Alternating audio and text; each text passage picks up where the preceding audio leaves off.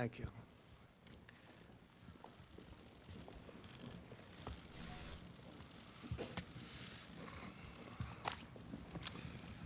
Beautiful day in the Rose Garden. Appreciate everybody being here. Today I'd like to provide an update to the American people on several decisive new actions we're taking in our very vigilant effort to combat and ultimately defeat the coronavirus. We've been working very hard on this. We've made tremendous progress. When you compare what we've done to other areas of the world, it's pretty incredible. A lot of that had to do with the early designation and the closing of the borders. And as you know, Europe was just designated as the hotspot right now, and we closed that border a while ago. So that was lucky, or through talent, or through luck, call it whatever you want.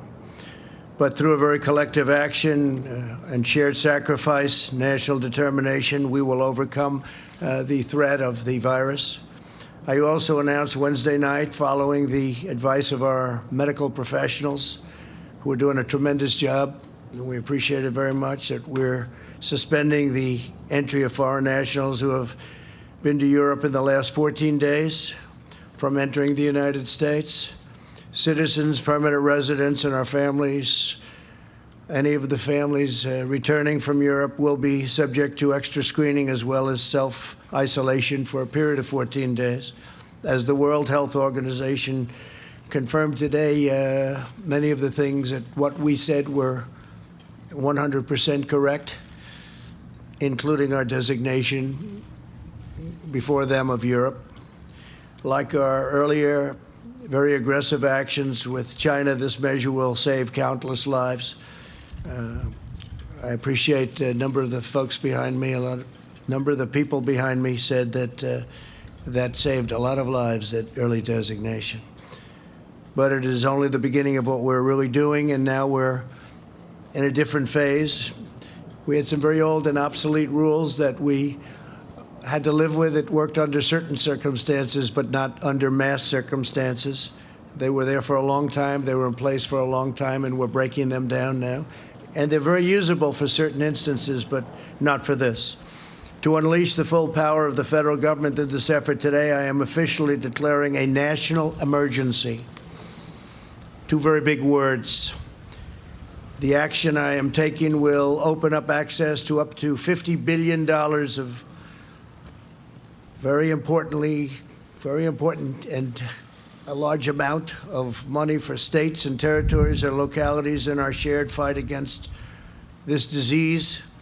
In furtherance of the order, I'm urging every state to set up emergency operation centers effective immediately. You're going to be hearing from some of the largest companies and greatest retailers and medical companies in the world. They're standing right behind me and aside of me. I'm also asking every hospital in this country to activate its emergency preparedness plan so that they can meet the needs of Americans everywhere. The hospitals are very engaged. New York and various other places are also very engaged. I just spoke with Governor Cuomo. We had a very good conversation, and we're working very strongly with many states, including New York. The emergency orders I'm issuing today will also confer broad new authority to the Secretary of Health and Human Services. The Secretary of HHS will be able to immediately waive provisions of applicable laws and regulations to give doctors, all hospitals, and healthcare providers maximum flexibility to respond to the virus and care for patients. This includes the following critical authorities: the ability to waive laws to enable telehealth, a fairly new and incredible thing that's happened in the not so distant past. I tell you, what they've done with telehealth is incredible. It gives remote doctors visits and hospital check-ins, the power to waive certain federal license requirements so that doctors from other states can provide services in states with the greatest need. Number two, the ability to waive requirements that critical access hospitals limit the number of beds to 25 and the length of stay to 96 hours. The ability to waive the requirements of a 3-day hospital stay prior to admission to a nursing home, big thing. The authority to waive the rules to hinder hospitals' ability to bring additional physicians on board or obtain needed office space. They can do as they want. They can do what they have to do. They know what they have to do. Now they don't have any problem getting it done. The authority to waive rules that severely restrict where hospitals can care for patients within the hospital itself, ensuring that the emergency capacity can be quickly established. We'll remove or eliminate every obstacle necessary to deliver our people the care that they need and that they're entitled to. No resource will be spared, nothing whatsoever. 10 days ago, I brought together the CEOs of commercial labs at the White House and directed them to immediately begin working on a solution to dramatically increase the availability of tests.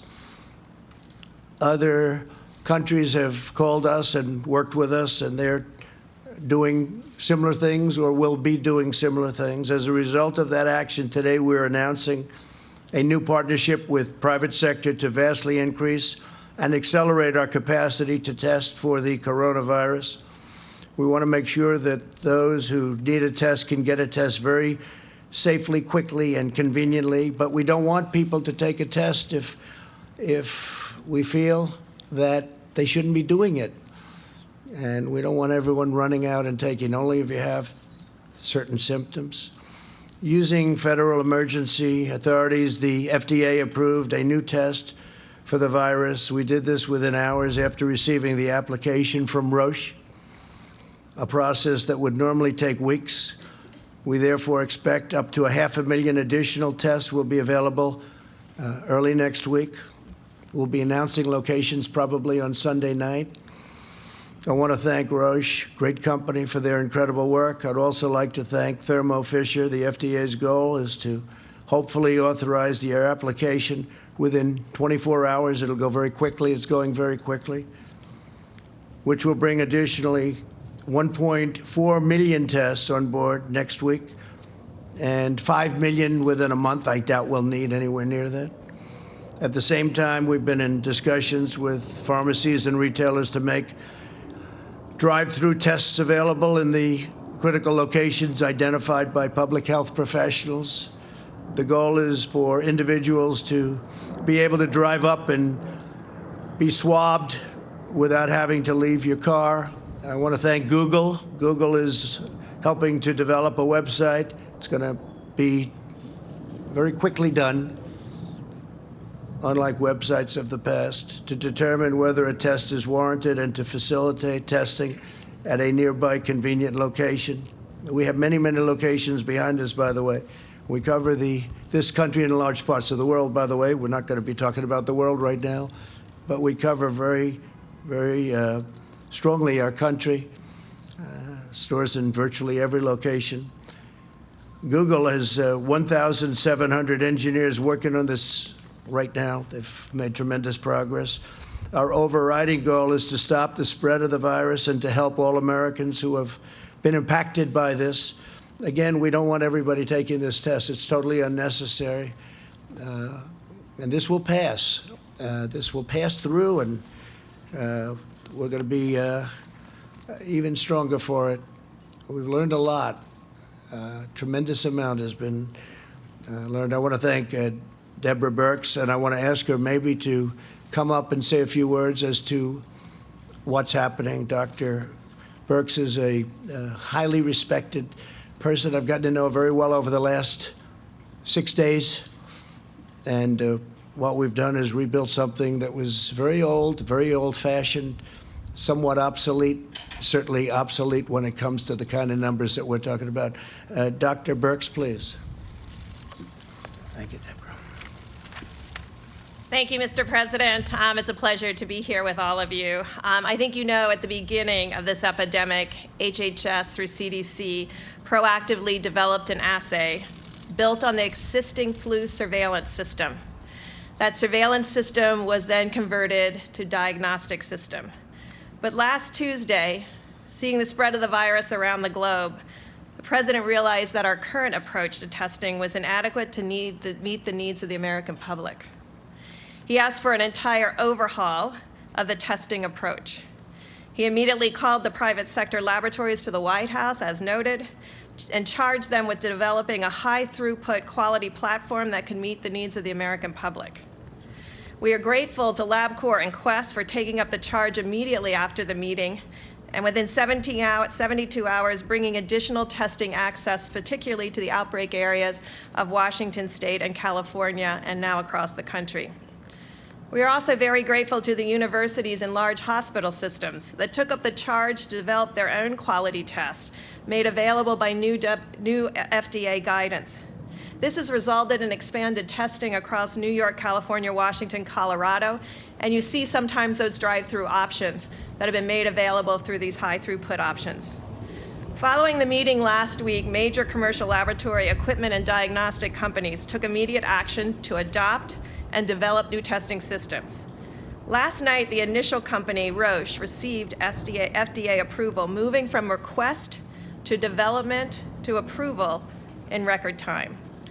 This innovative approach centered fully on unleashing the power of the private sector, focusing on providing convenient testing to hundreds of thousands of Americans within short turnaround times. In less than 2 weeks together, we have developed a solution that we believe will meet the future testing needs of Americans. I understand how difficult this has been. I was part of the HIV/AIDS response in the 80s. We knew from first finding cases in 1981, it took us to almost 1985 to have a test. It took us another 11 years to have effective therapy. It is because of the lessons learned from that we were able to mobilize and bring those individuals that were key to the HIV response to this response. I understand that a lot of this behind-the-scenes action over the last couple of weeks was invisible to the press and the American people. But this intense effort has not only resulted in innovative solutions, but an automated, high-throughput system bringing the availability of these quality coronavirus testing to the American people at unprecedented speed. Finally, I want you to know in South Korea, they did have a large number of tests available over the last several weeks. Their positivity rate is between 3% and 4%. With LabCorp and Quest expanded testing, their positivity rate is between 1% and 2%. So we want to also announce this new approach to testing, which will start in the screening website up here, facilitated by Google, where clients and patients and people of interest can go, fill out a screening questionnaire, move down for symptoms or risk factors, yes. They would move down this and be told where the drive-through options would be for them to receive this test. The labs will then move to the high-throughput automated machines to be able to provide results in 24 to 36 hours. That is the intent of this approach. We have seen it work just in our own United States, and we want to bring this across the continent. Thank you very much. Thank you very much, Greg. I'd like to maybe have Tony, do you want to come up? You've become I think everybody out here knows you pretty well, but Tony has been doing a tremendous job working long hours, and you've seen a lot happen, but this has been, it's been a great experience, and working with you has been terrific. Tony, please. Thank you very much, Mr. President. This is an example of, another example of what I've been referring to in my discussions with many of you in the audience as a proactive, leaning forward, aggressive, trying to stay ahead of the curve. And what you're seeing now with this order is that we're going to be able to remove the constraints so that people at the state, the local level, the individual physician, all the way up through the federal government will have as many constraints as possible removed for them to do everything they possibly can so that we can implement the things that we've been talking about. The containment, the mitigation, so that, as I've said many times, that curve that I refer to that goes up, we don't want to have that curve. We want to suppress it down to that small mound. And I think what we've done today is something that is going to be a very important element in having us be successful in doing that. We still have a long way to go. There will be many more cases, but we'll take care of that. And ultimately, as the president said, this will end. But what's going on here today is going to help it to end sooner than it would have. Thank you. Thank you very much, Tony. If I could, some of these folks we know, they're celebrities in their own right. They're the biggest business people, the greatest retailers anywhere in the world, and one of them is Doug McMillon from Walmart. And I'd like to have Doug, if you would, say a few words, wherever you may be. Good, Doug, please. When we got the call yesterday from the White House, we were eager to do our part to help serve the country. And given what we're facing, that's certainly important to do. We should all be doing that. So we've been asked to make portions of our parking lot available in select locations in the beginning and scaling over time as supply increases so that people can experience the drive-through experience that the president described. We'll stay involved and do everything we can from a supply chain point of view to be of assistance. Thank you, sir. Thank you very much, Doug. Appreciate it very much.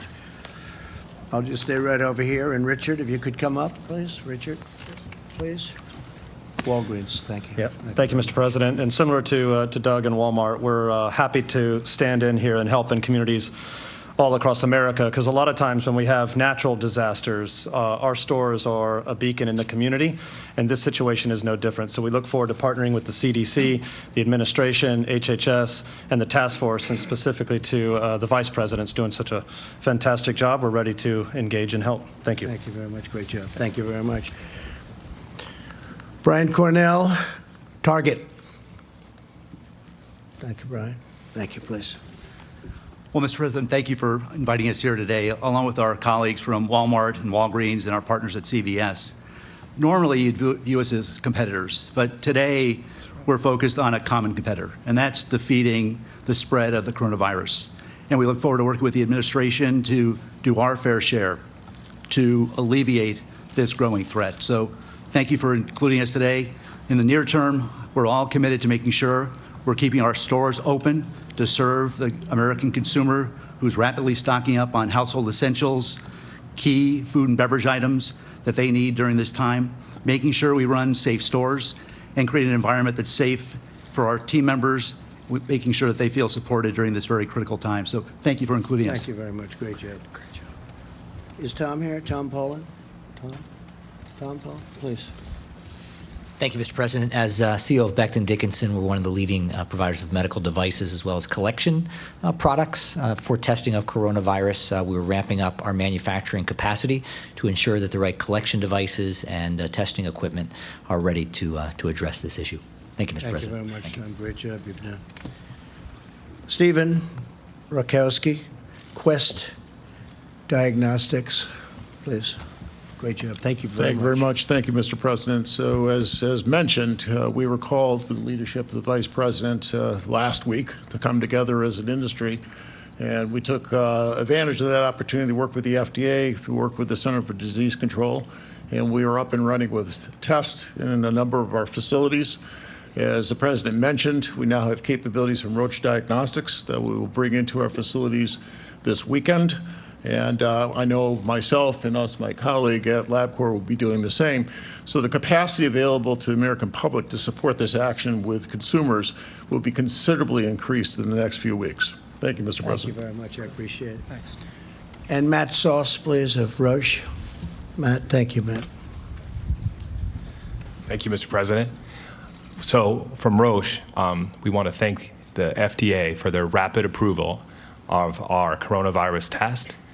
We really appreciate the partnership with the CDC and the FDA to get that to market as fast as possible, because it's critical for us to make that available to help patients in need, and working with laboratories to get it up and going in the near future, which will bring hundreds of thousands of tests available to patients in need in the United States. So thank you. And you can do it. You can do it. A great company. David Pierre of Signify Health, please. Thanks, Dave. Thank you, Mr. President.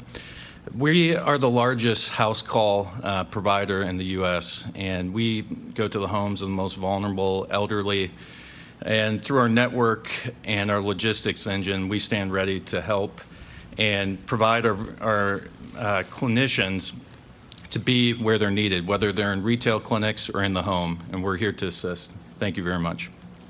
you very much. And we'll be changing a lot of the rules, regulations for future, should this happen in the future, which we hope it never does, but it will, I guess, somewhere out there. There's some bad ones over the years, and I guess that'll continue to an extent, but we hope it never happens. But we're going to be changing a lot of the old rules and specifications and regulations. Adam Schechter, who's really been of tremendous help. LabCorp, please. Adam. Thank you, Mr. President. At LabCorp, we're working every second of every day to increase the number of tests that we can run. We're working with academic medical centers, with our colleagues at Quest, with other hospital and other laboratories to ensure that we do everything we can to increase the testing as we move forward. And I can tell you we understand how important the testing is, and we are committed to doing everything possible. Thank you very much. Great job. Thank you. Thomas Moriarty, CVS. We all know CVS. Thank you. Thank you, Thomas. Thank you, Mr. President. We have been focused since the start of making sure our patients and the customers we serve have the information they need, the safety they need as well. We are committed to working with the administration and local public health officials to make this work as well. And thank you, sir, for the honor. Thank you very much. Thank you. Thanks. Great job. And Bruce Greenstein, LHC Group, tremendously talented people. Thank you very much. Mr. President, thank you for the honor of being here. And the home health industry has been treating patients and seniors in the safety and comfort of their own home for decades. We're very proud to be part of the equation for testing in their own home. For Americans that can't get to a test site or live in rural areas far away from a retail establishment, we're here to help and to partner with our hospitals and physicians, as well as the people we have here today that will be doing testing around the country. Thank you. Thank you very much. Fantastic. Oh, we'll practice that. Okay, I like that. That's good. We're also announcing the following emergency executive actions today. To help our students and their families, I've waived interest in all student loans held by federal government agencies, and that will be until further notice. That's a big thing for a lot of students that are left in the middle right now. Many of those schools have been closed. Based on the price of oil, I've also instructed the Secretary of Energy to purchase, at a very good price, large quantities of crude oil for storage in the U.S. Strategic Reserve. We're going to fill it right up to the top, saving the American taxpayer billions and billions of dollars, helping our oil industry and making us even further toward that wonderful goal which we've achieved, which nobody thought was possible, of energy independence. It puts us in a position that's very strong, and we're buying it at the right price. And that's something that would have not even been possible a week ago. The price of oil went down quite a bit, so we're going to fill it up. There's a good time to fill it up. I'd like to ask Mike Pence to say a few words, please. VP. Thank you, Mr. President. It is this day should be an inspiration to every American, because thanks to your leadership from early on, not only are we bringing a whole of government approach to confronting the coronavirus, we're bringing an all of America approach. Mr. President, from early on, you took decisive action. You suspended all travel from China. You created travel advisories, South Korea and Italy. We screened all travelers from all airports in both of those countries. And on the unanimous recommendation of your health experts, you, at midnight tonight, will effectively suspend all travel from Europe, and Americans that were returning will be screened and asked to voluntarily participate in a 14-day quarantine. Throughout this process, Mr. President, you put the health of America first, but you brought the best of America to address it. And it's not just at the federal level. As you said, Mr. President, we've been working with states across the country. We issued broad guidelines from CDC for every American. But this week, at your direction, we tailored specific recommendations from CDC for New York, Washington State, California, Massachusetts, and Florida. And we've been in continuous contact, as you said, with governors around the country. And Mr. President, you have forged a seamless partnership with every state and every territory in this country to put the health of our nation first. But today, I trust that people around the country that are looking on at this extraordinary public and private partnership to address the issue of testing with particular inspiration. After you tapped me to lead the White House Corona Task Force, Mr. President, you said, this is all hands on deck. And you directed us to immediately reach out to the American business sector, commercial labs, to meet what we knew then would be the need for testing across the spectrum. And today, with this historic public-private partnership, we have laid the foundation to meet that need. For Americans looking on, by this Sunday evening, we'll be able to give specific guidance on when the website will be available. You can go to the website, as the President said. You'll type in your symptoms and be given direction whether or not a test is indicated. And then at the same website, you'll be directed to one of these incredible companies that are going to give a little bit of their parking lot so that people can come by and do a drive-by test. And Mr. President, I want to join you in thanking Walmart and CVS and Target and Walgreens. These are companies that are synonymous with communities large and small, where people come together, and now they're going to come together to meet the needs of the American public. These commercial laboratories, LabCorp and Quest and Roche, have just done an incredible job stepping forward, and they're going to literally make hundreds of thousands of tests available and being processed with results to patients in the very near future. But it's all a result of you tasking us with bringing together not just government resources, which all state labs can now test across the country. CDC is testing. But you said, Mr. President, that we wanted to bring all the resources of the country together, and that's what this partnership really means. You know, the truth is that we have coronavirus cases now in 46 American states.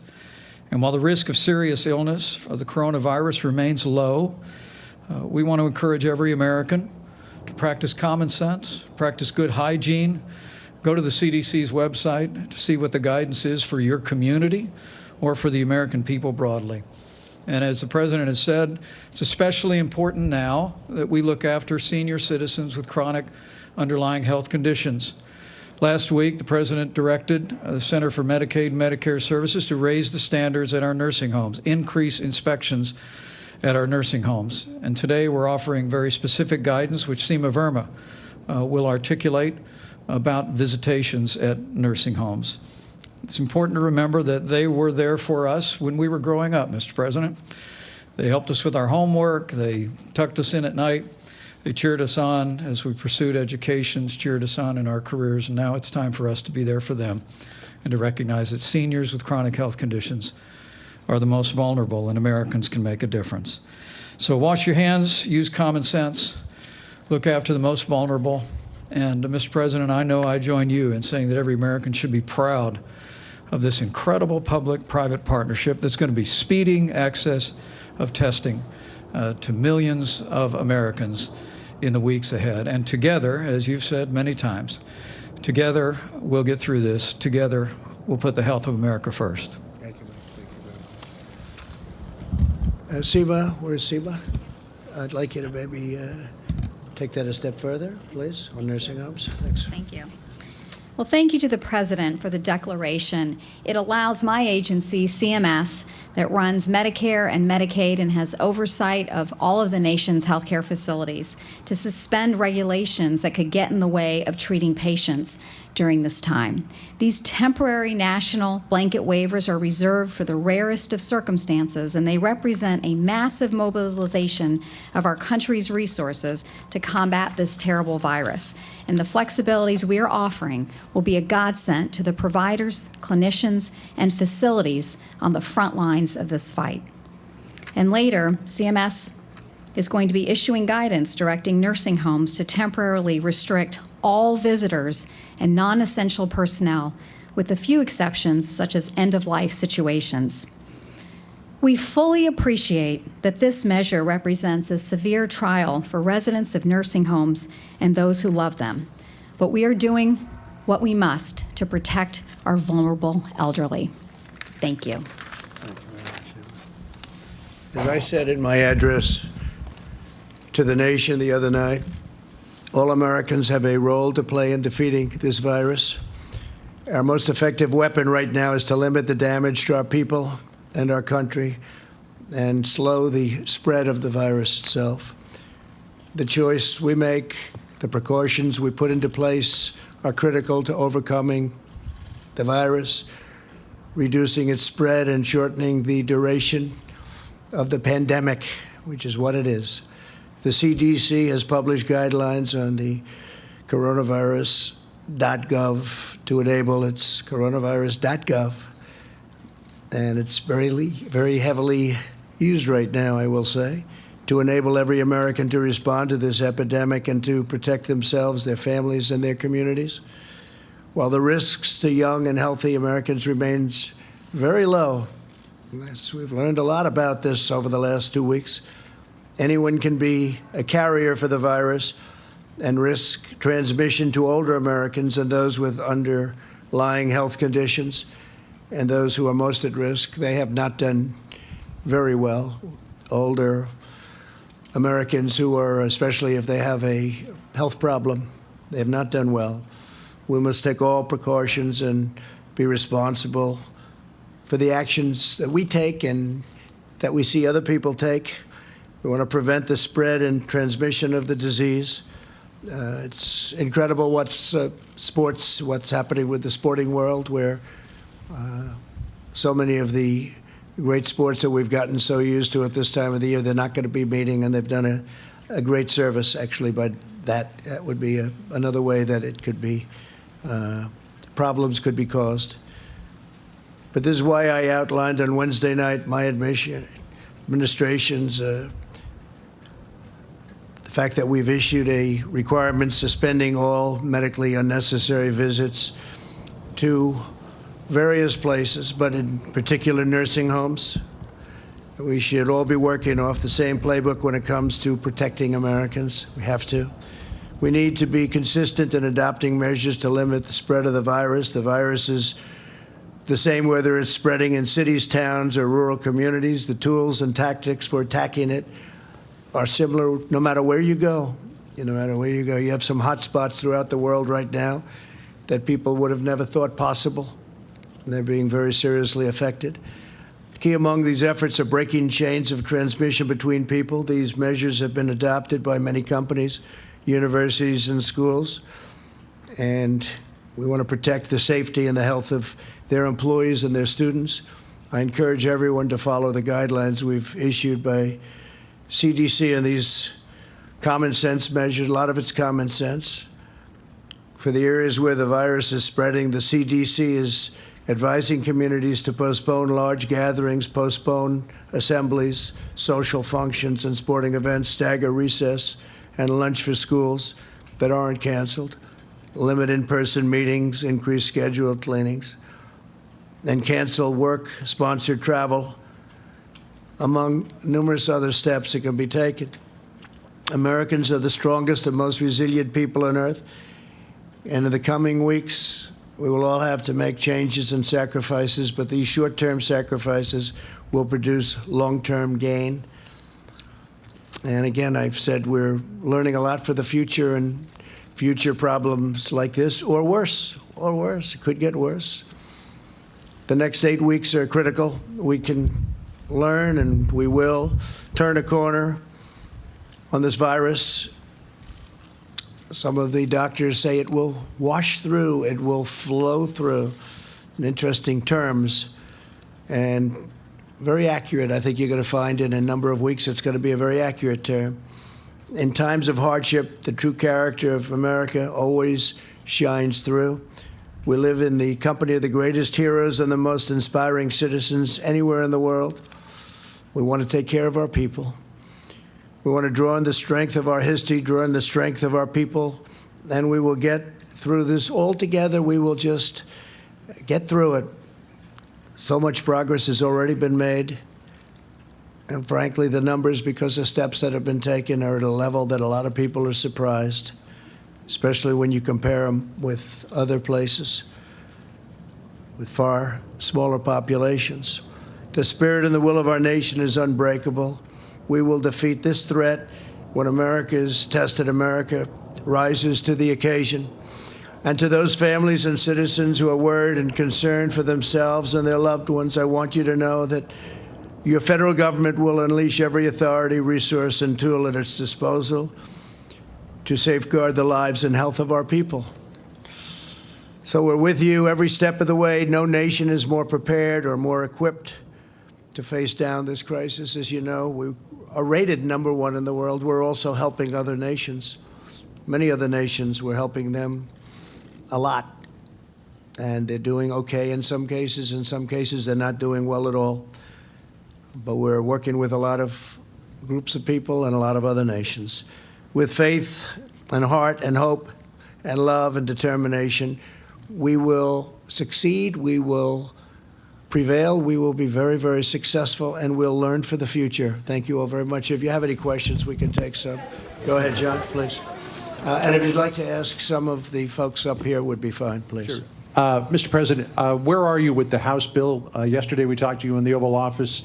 You were opposed to it. What has happened since then, and what's the holdup on that? Well, we just don't think they're giving enough. We don't think the Democrats are giving enough. We're negotiating. We thought we had something, but all of a sudden they didn't agree to certain things that they agreed to. So we could have something, but we don't think they're giving enough. They're not doing what's right for the country. And if I could ask Dr. Fauci? Go ahead, please. Thank you, Mr. President. You just mentioned waiving interest for student loans. Yeah. You talked about buying oil from the SPR or adding to the SPR. What other specific targeted measures is your administration thinking about taking? The Treasury Secretary, Steve Mnuchin, said today that you're just in the second inning of things that you might be undergoing. That's true. And we are looking at many different things, as you know. You know some of them. They've been written about very widely. But we're going to be releasing a paper in about 2 hours stating quite a few other steps, very important ones. Please, go ahead. What, sir, if you wouldn't mind? Please, go ahead.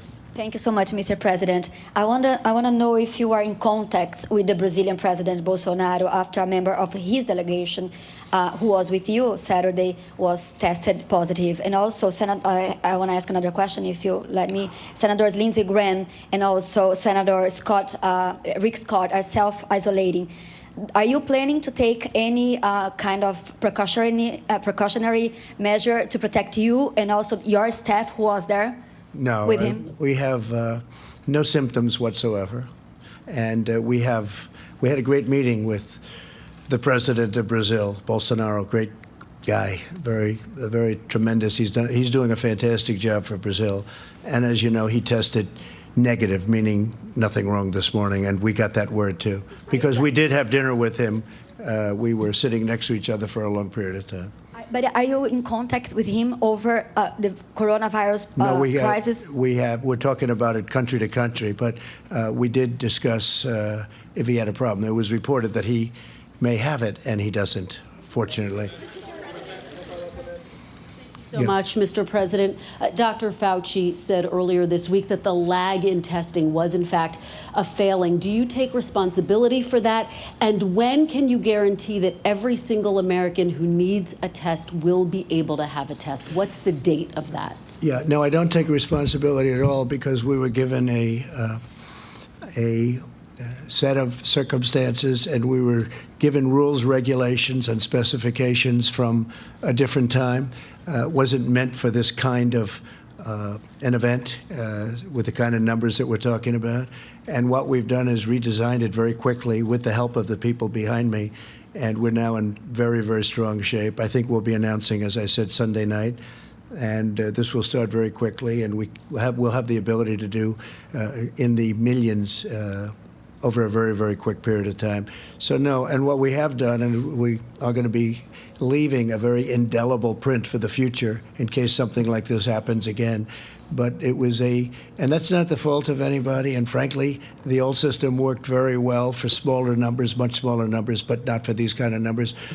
Tony, maybe you'd like to say something. Will you have, Tony, yes, please, by Sunday night, will every American be able to get a test? So just to reiterate what I said to many of you multiple times, it's a distance of a system. The system was not designed for what it was designed for. It worked very well.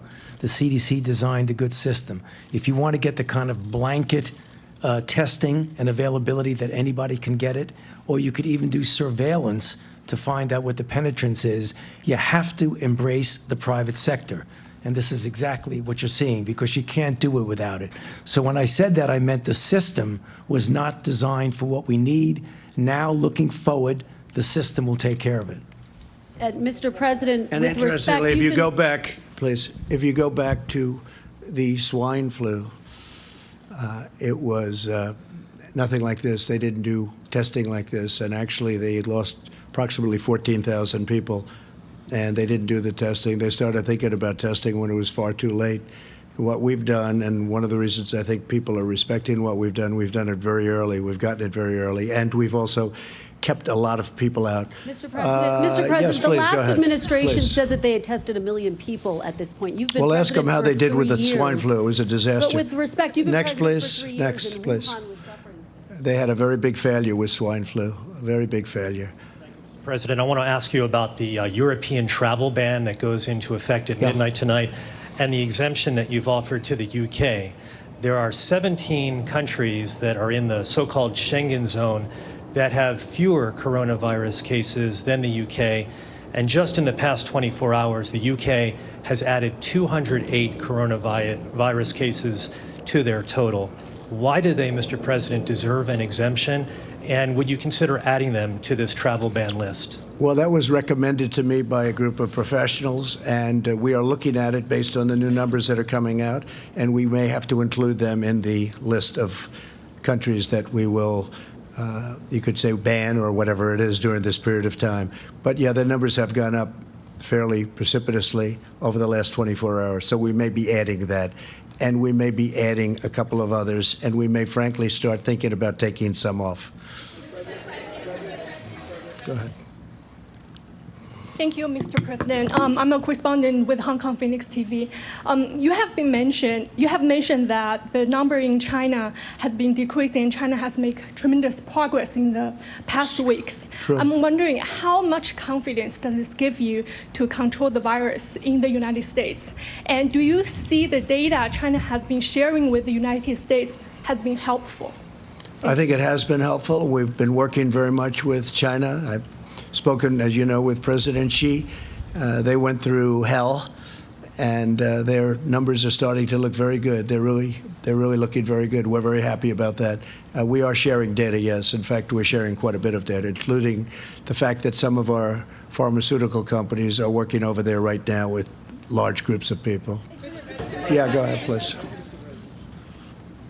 Thank you, Mr. President. You spoke with Canadian Prime Minister Trudeau yesterday. Yes. Did you discuss the potential closing of the border between Canada and the U.S.? And by extension, are you considering ways to salvage the $2 billion daily trade between the two countries? So we didn't discuss the border. We've had a very good relationship, just about finished with the USMCA, as you know. He called me to tell me that.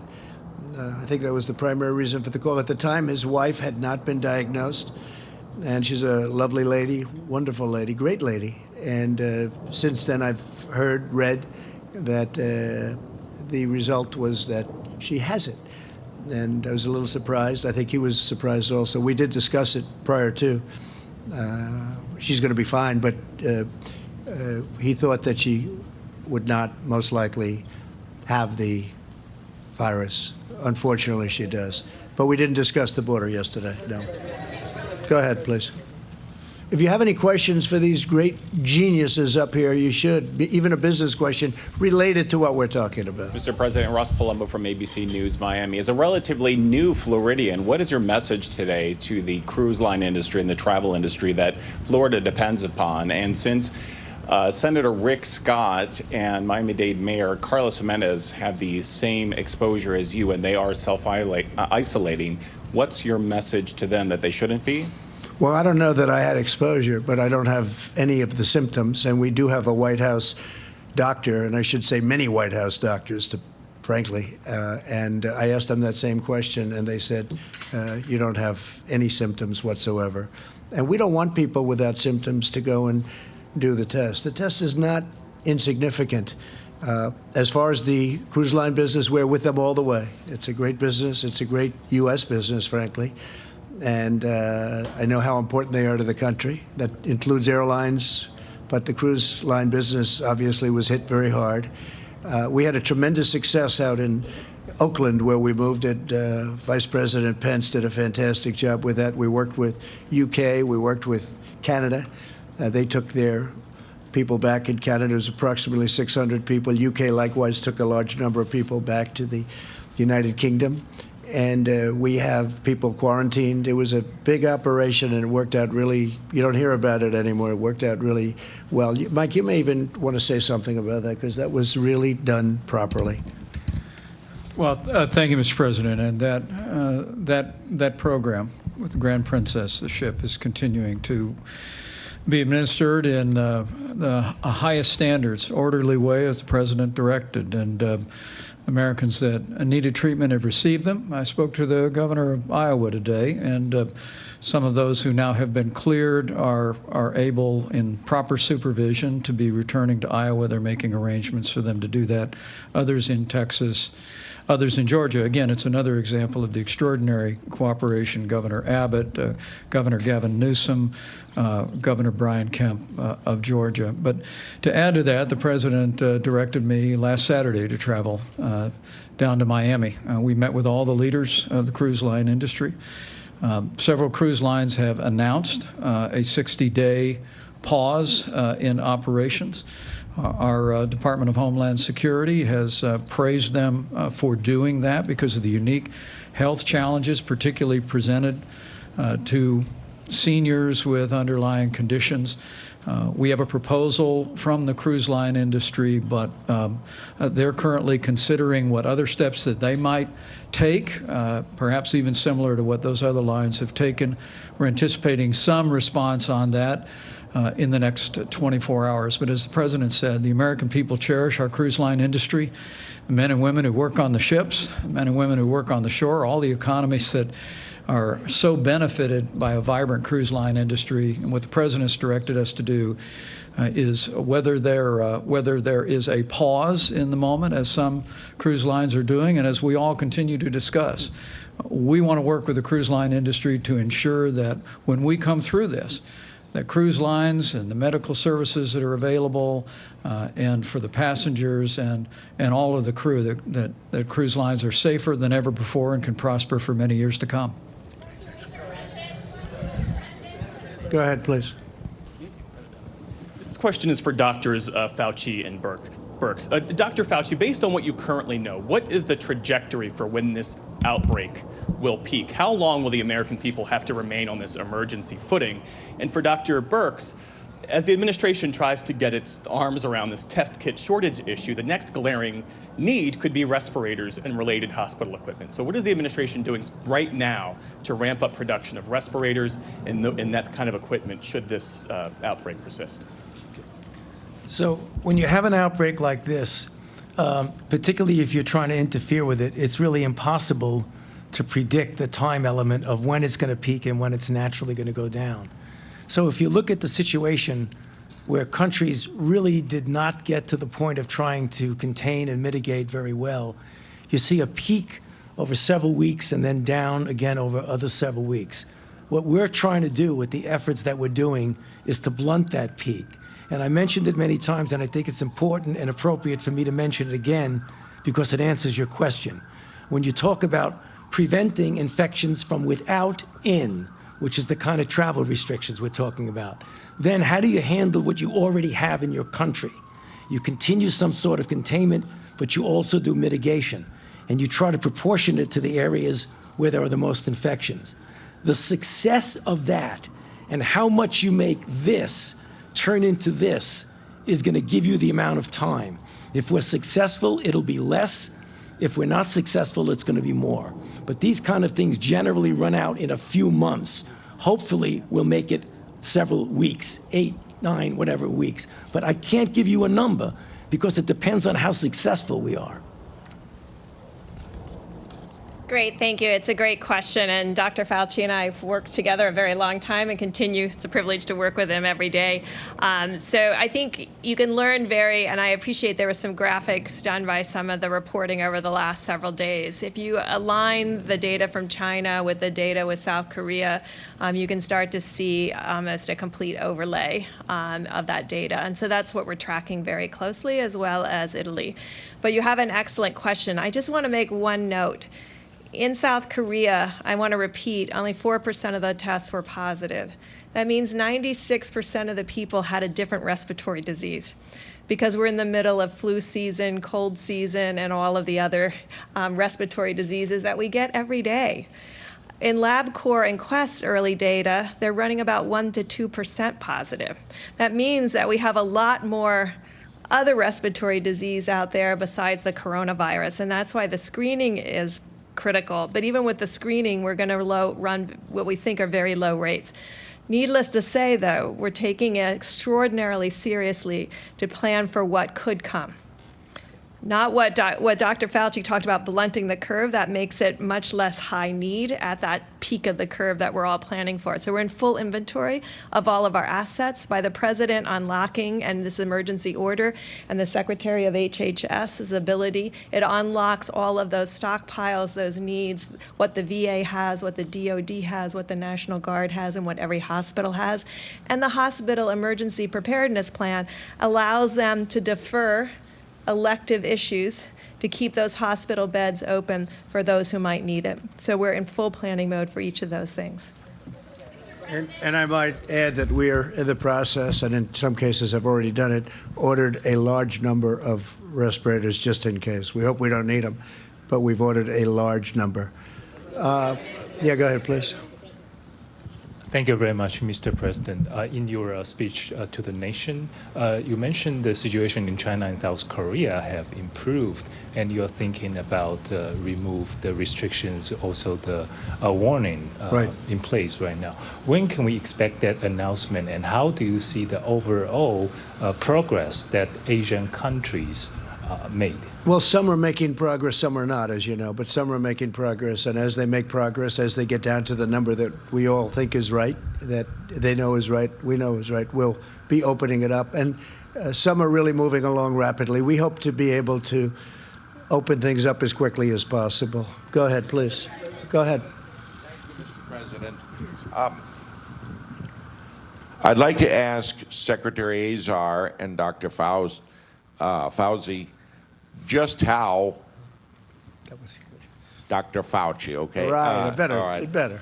Not 100%, but 90%. Right. Go ahead.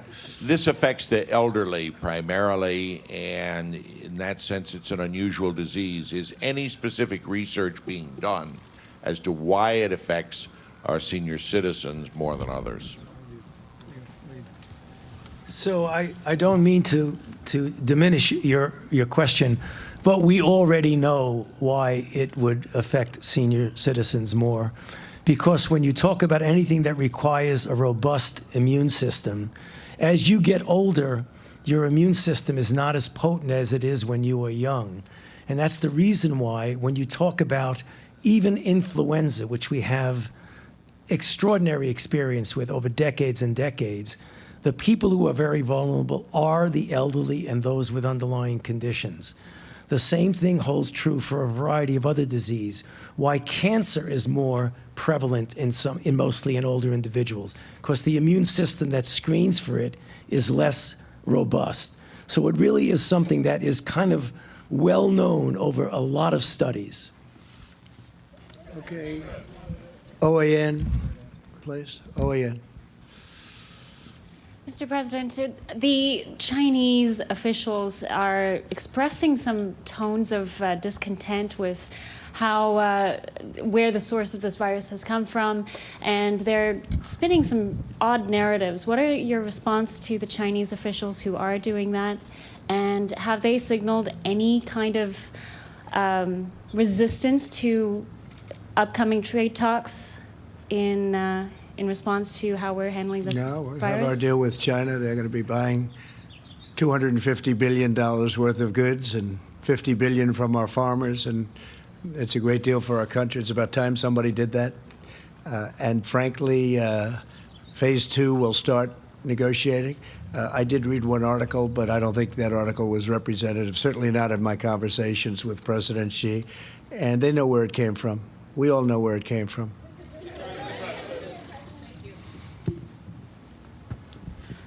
Thank you, Mr. President. Yamiche Alcindor from PBS Yes. NewsHour.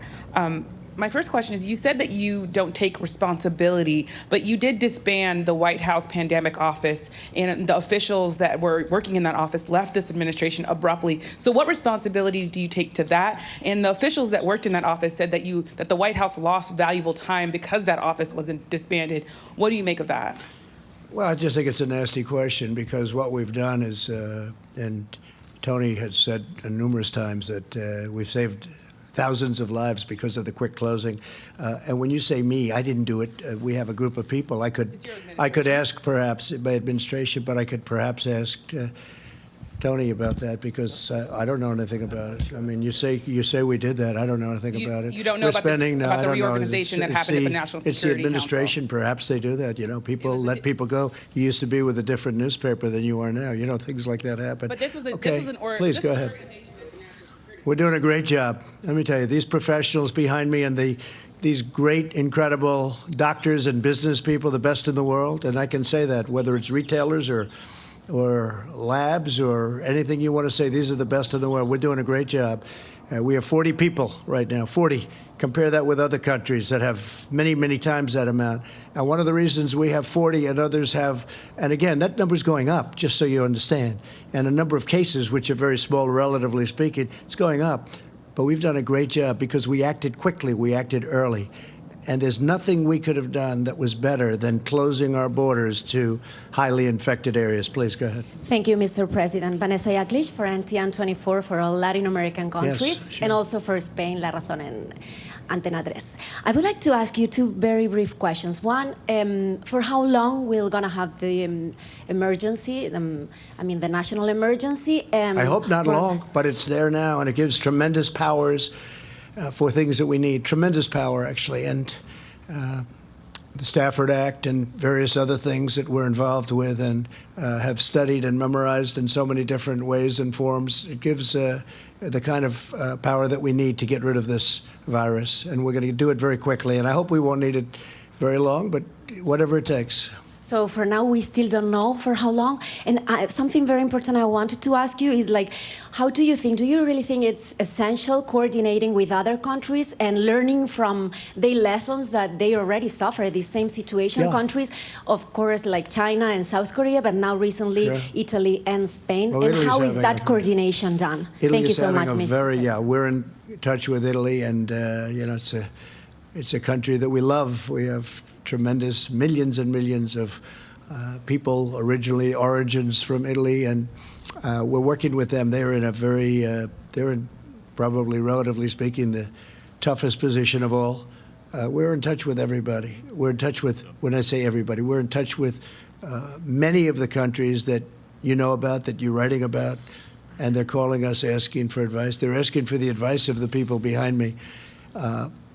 Italy's got a tough situation, but they're really they have really clamped down, and I think they're going to see some very good results. It's tough what they did. They really took their medicine, but they're going to see some much better results.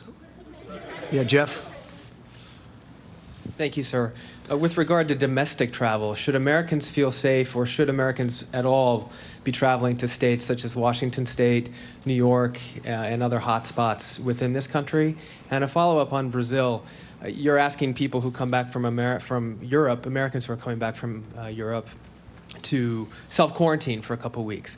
You were in a picture with somebody who now has coronavirus from Brazil at Mar-a-Lago. How is that different? Well, I'll tell you, first of all, I'm not coming back from someplace. But you were exposed. There was somebody that they say has it. I have no idea who he is, but I take pictures, and it lasts for literally seconds. I don't know the gentleman that we're talking about. I have no idea who he is. I haven't seen the picture. I said there's a picture of somebody, but I take sometimes hundreds of pictures a day. And that night I was taking hundreds of pictures, so I just don't know. Now, I did sit with the president for probably 2 hours, but he's tested negative, so that's good. It's just a matter Please of... go ahead. And the domestic travel, sir? Go ahead, please. I would say if you stay home, it's not bad. It's not bad. Now, there are certain parts of the country that are essentially have zero problem. Washington's been very tough, in particular a nursing home. But Washington, the state of Washington, has been very tough. It's been a big percentage of, when you talk about the 40 deaths, it's been a big percentage of the deaths, as you know very well. And they all came from a certain area, unfortunately. Please, go ahead. Go ahead. Okay. Thank you very much, Yes. Mr. President. Cordelia Lynch, Sky News. You talked this week about the UK doing a good job in tackling coronavirus. In light of the rise in cases, are you changing your mind about that? You also just spoke about possible travel restrictions. Have you discussed when they might be put in place? Well, in light of the results, as we discussed before, in light of the results, we're going to be looking at it. And I know the task force is looking at it very strongly. Vice President, everybody. It was looking good, but the results have been building up pretty rapidly. So we'll be taking another look at that. Yes, absolutely. Go ahead, please. Mr. President, thank you. I want to first follow up on Jeff's question, because the person you were standing next to, whether you know who he is or not, tested positive for coronavirus. Dr. Fauci said this morning, if you stand next to somebody who tested positive, you should self-isolate and get a test. You say your White House doctor is telling you something different. Who should Americans listen to? And my second question I think they is, have to listen to their doctors. And I think they shouldn't be jumping to get the test unless it's necessary. But I think they have to listen to their doctors. And I mean, I don't know, I haven't seen the picture. Somebody said there's a picture with somebody taking a picture with me, but I haven't seen it. well, doctors have But said I you can might tell have it even if you don't have symptoms. Are you Well- being selfish by not getting tested and potentially Well, I didn't say I exposing- wasn't going to be tested. Are you going to be? Most likely, yeah. Most When do likely. you think Not for that'll that happen? reason, but because I think I will do it anyway. Will you let us know fairly the soon. results? We're working on that. We're working out a schedule. My second question, Mr. You go President, ahead, that was please. a follow-up. Go ahead. Yeah. I know there's been a lot of talk about testing. I just want to make sure we're clear, though, because we've been hearing from doctors who say, as of today, they still can't get patients tested who need a test. So as of today, can everyone who a doctor wants to have tested get tested? And if not, when? Well, When that's will been true doctors for a have- while, but I'll let Mike. Why don't you answer that, Mike, please? Well, as the president said, and Dr. Fauci has articulated, the nature of our current system where the CDC has samples sent and tests are performed, or state labs perform tests, or in some cases university and hospital labs perform tests, is generally adequate for an infectious disease or for people getting a diagnostic work done. But given the sheer scale of this, the president tasked us with bringing together this extraordinary public and private partnership. Today, by some estimates, when you add all the labs together, and today the president made it possible for every state in the country and their state labs to authorize labs across their state to do coronavirus testing. We're estimating somewhere between 15 and 20,000 tests a day are able to be performed. But very soon, with the program that was announced today, Americans will be able to visit one of the sites closest to them, as described on the website, if they're symptomatic, if the questionnaire indicates it, be able to have a test there, and these incredible companies will process the test and they'll receive that information. But for now, the best advice that we can give for people is to speak to their doctor, as the president just said. And if the doctor indicates that physician, if it's not a university hospital or otherwise authorized lab, can contact the state lab. Again, every state lab in the country can perform tests today. But what the president charged us with when I was tasked to take over the White House Coronavirus Task Force was open up tests all across the country. The president said a few days ago that we made it clear that any American that wanted to get a test would be able clinically to get a test. Because I literally heard from the governor of Washington State who said the doctors in Washington State were saying that if you were only mildly symptomatic, they would not order a test. And fortunately, the president directed CDC to clarify that. Now, anyone in consultation with their physician, regardless of their symptoms, can request a test. And their doctors will contact those agencies, those labs in their state. But very soon, Americans will be able to go to these these drive-in sites and be able to obtain and participate in a test. Dr. Birx, is there more to amplify that? No, I think that's perfectly said. I think just to review once more time about the testing, with LabCorp and Quest, I think many of you have been to doctor's office and seen the little boxes outside. What they do is they deliver both the specimen collection piece, because remember, it's a nasal swab. It's not a tube of blood. So they've delivered that to doctors' offices and hospitals, and then they will arrange to pick that up. The important piece in this all is they've gone from a machine that may have a lower throughput to the potential to have automated extraction. I know you don't want all these details, but it's really key for the laboratory people. It's an automated extraction of the RNA that then runs in an automated way on the machine with no one touching it, and the result comes out of the other end. So sample to machine to results. That cuts out a lot of the manual pieces that were happening that were delaying the test results. And so with that, what's the timeline like from when you're tested to when you get results? Like next week, what should people expect? Well, with the prior testing, it was taking several days because the test is slower. We believe with this test, because of its throughput, that the testing can be from start, remember it has to transport, to the laboratory that will run it. And then we're hoping that all can be finished within 24 hours, which is very similar to other tests that you received today. These are not point-of-care tests. We are working on point-of-care tests, but we have to realize point-of-care tests take 6 months or more to develop. So we're not waiting for those. We're still diagnosing this on nucleic acid. So it's an antibody. This is actually the antigen, the actual virus in your nose that we're amplifying.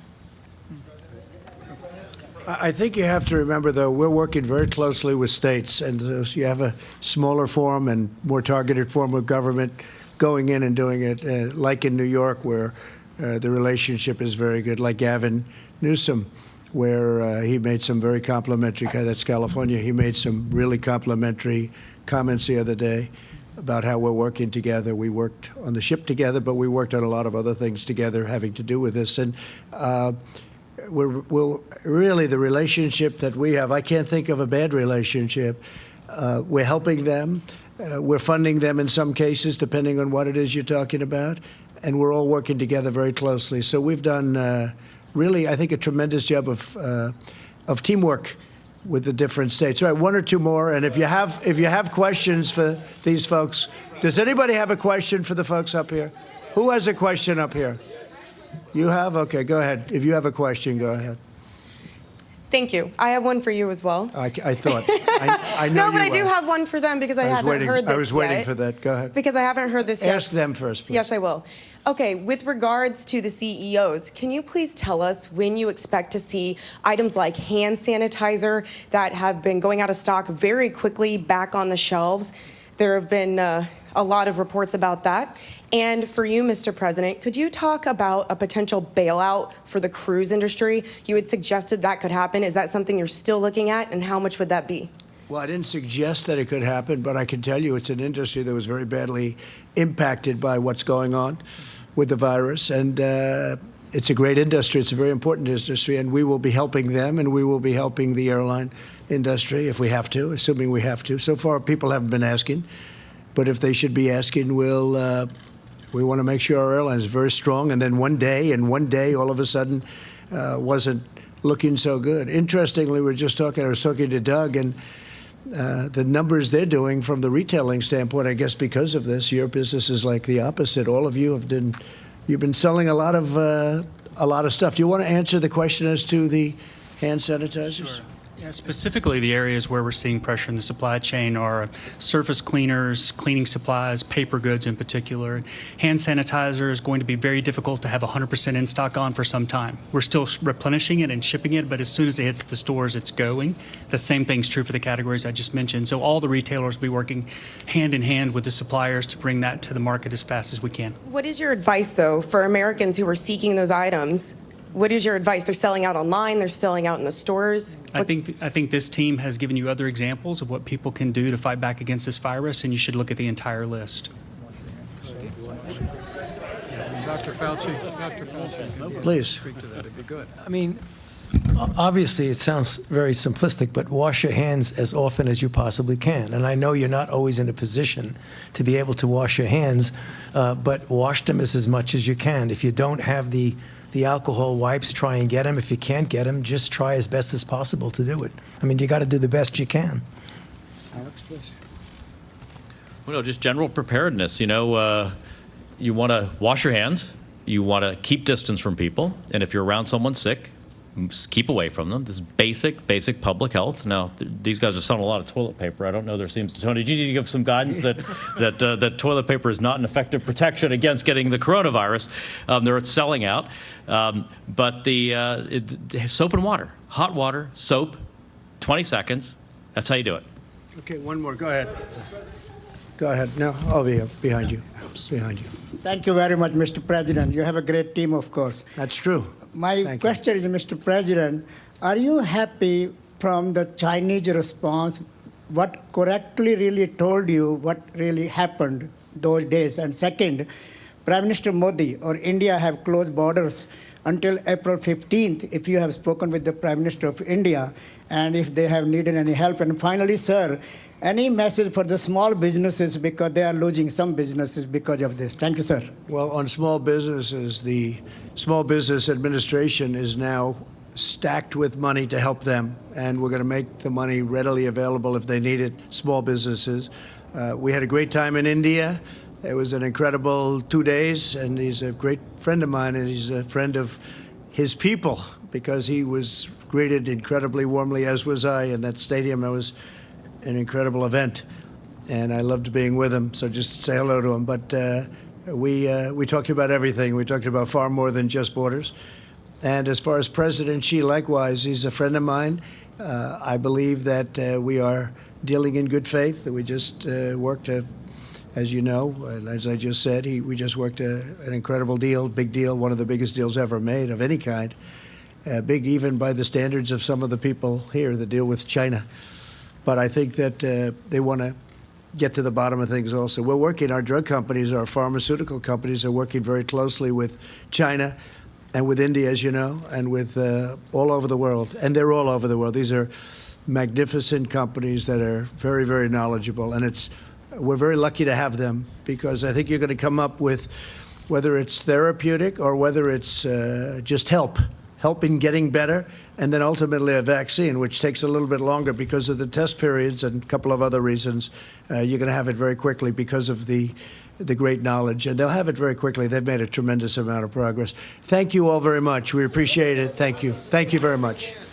President Trump wrapping up over an hour there in the Rose Garden, a press conference with his coronavirus task force and several CEOs, executives from pharmaceutical and healthcare companies. The president saying America should be braced for several weeks of change and sacrifice coming forward, suggesting that this could go on for at least 8 more weeks in America, but also announcing decisive acts, what he called decisive acts to combat and defeat the coronavirus, declaring a national emergency, calling for a dramatic expansion in testing and working with those CEOs you saw there to expand drive-through testing across the United States. There's been such a severe shortfall of tests so far in the United States, even suggesting, the president, that he is going to get a test himself because he has been exposed to someone who has tested positive for the coronavirus. The president seemed to come out against the House of Representatives hopes to pass this afternoon to expand testing, also expand paid family leave to workers affected by this crisis. So a lot to unpack here.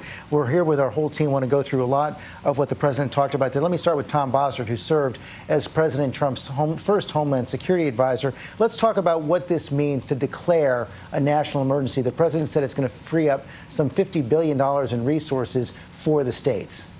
Yeah, George, I thought it was a great tone today. He looked a lot stronger and more in command.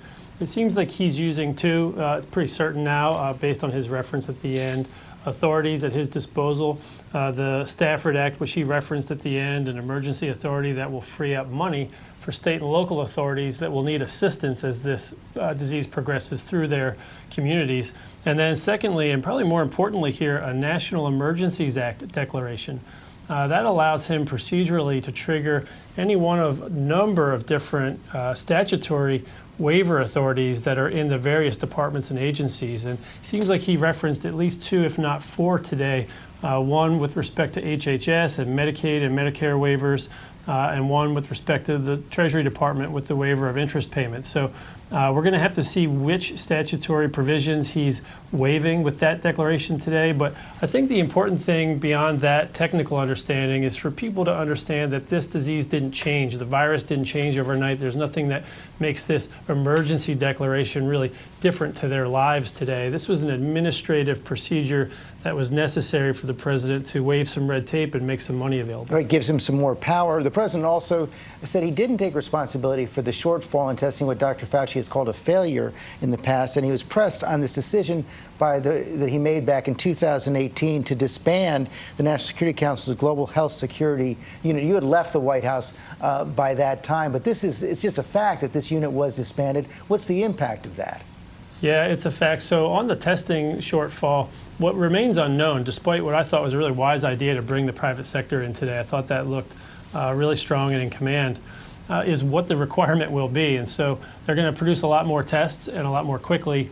I don't know what their objective is and how quickly they want to meet that objective. So we'll have to get some more details there to see whether they're meeting the requirement. And with respect to the organizational structure, when it was my responsibility to coordinate these matters for the president, I thought it was a good idea to keep an entire dedicated team of experts to coordinate all these federal departments and agencies. And while I was there, fortunately, all we had to do was prepare the strategy and the plan for this event. As I left, John Bolton decided to organize things differently.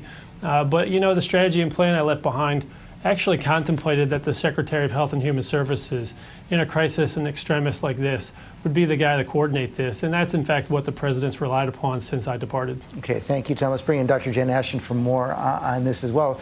Starting off first, the president was pressed several times there on whether he should be taking a test himself. Yeah, well, George, there's so much here in the last hour. I mean, first of all, it was impossible not to notice how many handshakes and handling of the microphone was going on.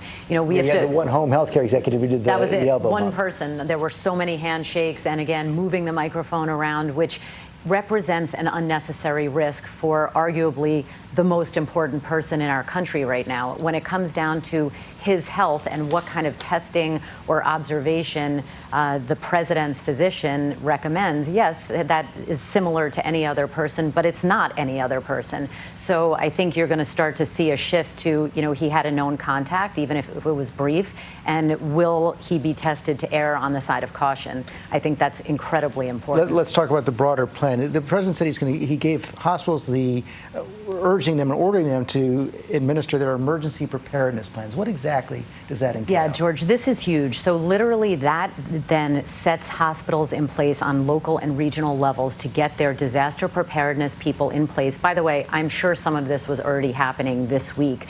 And to activate that means they start planning for various steps for staff, space, supplies, and their systems. And this is extensive, George. We're hearing a lot about the number of ventilators available in the country. Ventilators don't run themselves. They need respiratory therapists. They need critical care nurses. So you're going to be seeing these hospitals decide how to bring in additional staff, how to schedule that staff so that the hospital can continue to run. You're going to see a concept called reverse triage, which will be the safe discharge of all stable patients to other facilities to free up beds. You might even see on a regional level looking at hotels or schools that are not being used to house certain other patients, opening up COVID-19 units within the hospital. There is extensive preparedness and planning that has to go on now. And that's going to follow the dramatic expansion of testing. The president wants these drive-through tests, and he's bringing in the private sector, Quest and LabCorp, private sector testing units, who are going to be operating these drive-through testing in the parking lots of Walmart and Target. This could make a difference. Oh, and I think you're going to see a very rapid scale up with the private sector labs involved. But still, people should not expect these tests to be turned around in 1 hour like we see with a rapid flu test yet. It is true that not every person should be tested for COVID-19 or coronavirus right now. They should go through a standard clinical process with full discretion to the doctor right now, which is right now not happening. And I think that the issue now is that with the private sector involved, you will see more people tested. You heard Dr. Burke say in South Korea only 4% of tests were testing positive. When you see Quest, LabCorp start to run tests getting about 2% positive, that's still important data, George. We need to know the penetrance of this disease in our country. And while we're talking about the testing, remind people when they should go get a test. Well, I think we need to still remember that common things occur commonly. So every low-grade temperature, every body ache, cough is not coronavirus right now. So they should, again, if you stay home 5 months ago, if your symptoms are mild, you should do that now. I think we're going to be hearing a lot more, and I know I'll be explaining this more, about the difference between voluntary self-quarantine and isolation and technical quarantine when you have had a known exposure. Those are 3 different things. But, you know, again, we have to remember that people with heart attacks, people with other medical emergencies are still needing treatment. That treatment still has to continue, and that's where you're going to see our healthcare system have to respond to this surge capacity. Our surge capacity in this country, George, has not been tested, so it is unknown at this time. It is being tested right now. Okay, Jen, thanks very much. Let's talk about the economic impact now. I want to bring in our chief business and economics correspondent, Rebecca Jarvis. And Rebecca, the Dow was already recovering from its worst day in about 30 years from the 1987 crash when the president came on and began that press conference, and it really accelerated the recovery as the president and those healthcare executives were speaking, climbing another 1,000 points. It did, George. Wall Street has spent the last couple of weeks on edge looking for a credible plan, and that's what they got out of the president's address today. The stock market had been down coming into today 28% from the record highs. It is now down 21% from those record highs after today, which was up 9%. It was the biggest day for stocks that we've seen since 2008.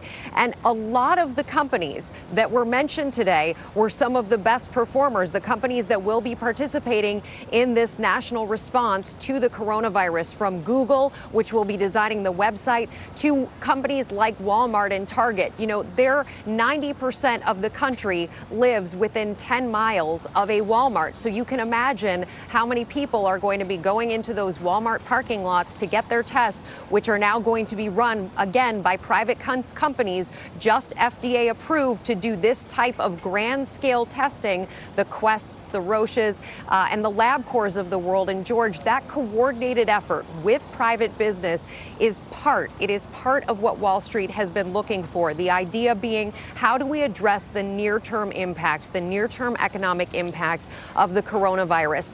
Wall Street is still waiting on that fiscal stimulus package. The White House and congressional Democrats have to come to terms around that so that various individuals out there, for example, those who will be out of work because they are sick, will have some form of paycheck in their pocket so that they can continue through this. That's what I and in wanted addition to that, that's what I wanted to follow up on right there, because it turns out that the market had closed by the time the president said he was against the plan now being considered in the House. So the market's response hasn't really been factored in yet to that.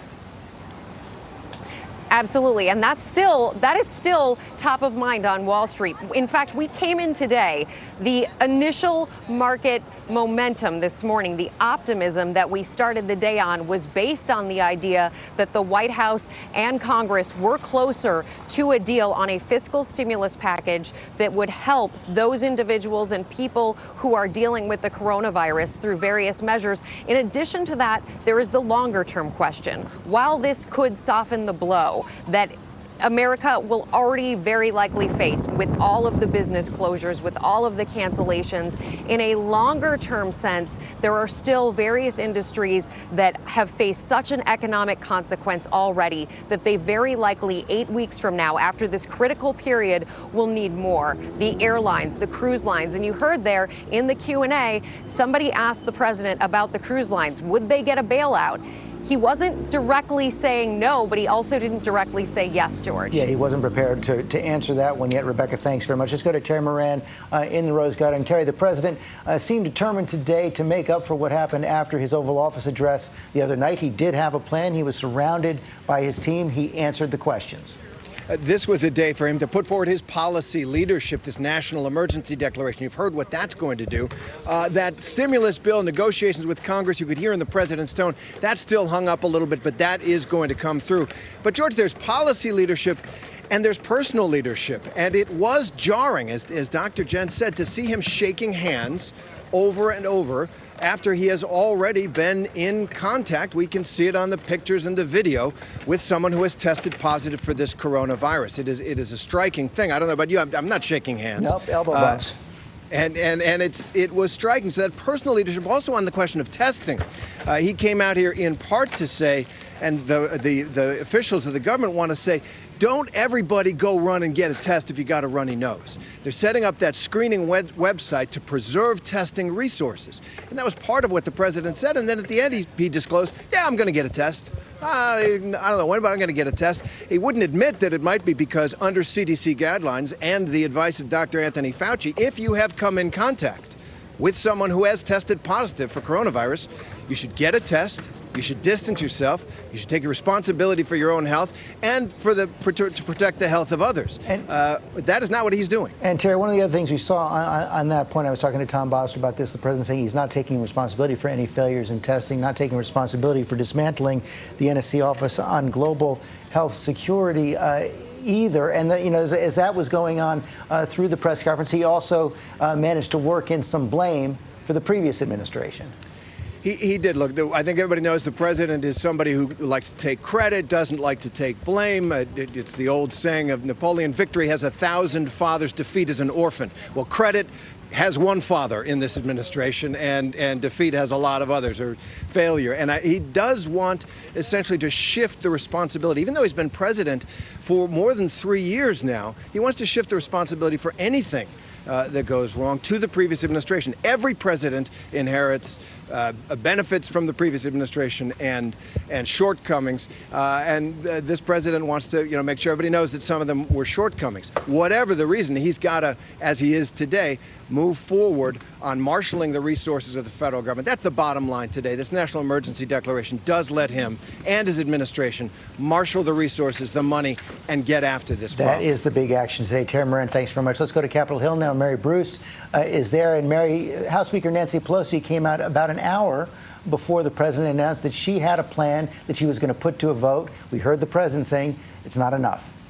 Yeah, George, the House Speaker is making it very clear she is plowing ahead with this plan with or without the support of the president and Republicans in Congress. This is a bill that they plan to vote on in the House this afternoon that's intended to provide immediate relief. It would provide for free coronavirus testing. It would enhance unemployment insurance, boost paid family and sick leave, among other measures. But it does not provide for many of the things that the president has been demanding, including measures that would help hard-hit industries like the airlines, for instance, or a payroll tax cut. And that is something that the president has made clear he is very interested in, even though both sides of the aisle, even many Republicans, have criticized and been very lukewarm to that idea. They say it simply won't provide enough money into the hands of the people who are most affected by this. Now, the Treasury Secretary, Steve Mnuchin, has been frantically trying to negotiate with House Speaker Nancy Pelosi. George, they have now talked 11 times just today by phone. Just while the president was speaking, we learned they spoke another 2 times over the phone. This is very much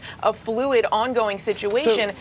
And the Treasury Secretary has made clear, he said, look, this is only the second inning of this. He's seeming to suggest that they should act on measures now and that they can wait until later to take action on some of the things that the president is demanding. It doesn't seem that that's going to be cutting it for the president. Yeah, that's the issue. So is the House Speaker, is Nancy Pelosi going to call the vote? If she does, if she calls it for today after the president's comments, that's going to put House Republicans in quite a tricky position. An incredibly tricky political position, George, because then it will go and fall in the lap of Mitch McConnell and the Republicans in the Senate. And look, they don't support a lot in this bill. A lot of them are very concerned in particular about how much these measures are all going to cost. But they want to do something to provide relief and get help to Americans who desperately need it. And George, Republicans in the Senate are simply not going to take any steps unless they have political cover and unless they know that the president is on board. And right now it is clear he is not. He is not. Mary, thanks. I want to get one final word for Jen Ashton here. One other point that was made by Dr. Fauci and others today. We have not hit the peak yet. The question is, can we blunt that peak? Exactly, George. And you're hearing Dr. Fauci say maybe 8 weeks. I think it's important for people to understand now, and the World Health Organization really echoed this a couple of days ago. You know, we don't have a crystal ball here, so we don't know what this will look like in 2 weeks or 2 months. The the time to take these steps, especially now with what he's asked every hospital to start doing, is now. And then we can look down the road and into the future. But right now we have to address what's in front of us.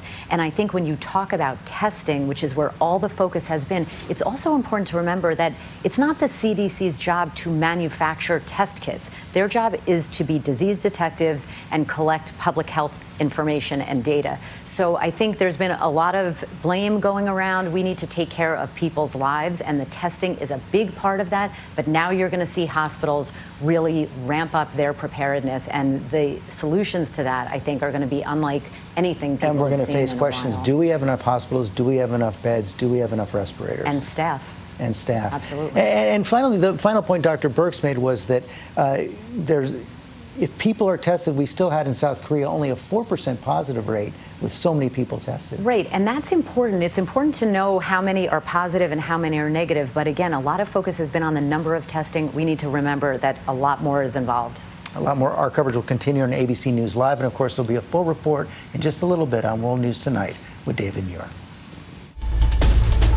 This has been a special report from ABC News.